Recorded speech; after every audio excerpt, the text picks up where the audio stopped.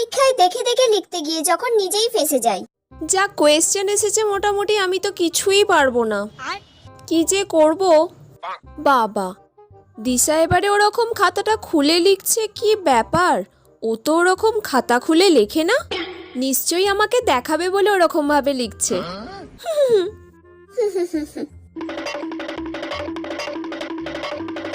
আজকে তো আমি সব কোয়েশ্চেনের অ্যান্সার দিয়ে দিয়েছি। দিশা আমাকে এই প্রথমবার সব কোয়েশ্চেনের অ্যান্সার দেখালো। দিশা মনে হয় খুব ভালো মেয়ে হয়ে গেছে। রে দিশা, আজকে তুই ওরকম খাতাটা খুলে খুলে লিখছিলিস? তুই তো সবসময় চাপা দিয়ে লিখিস। হ্যাঁ, চাপা দিয়ে লিখে কি করব?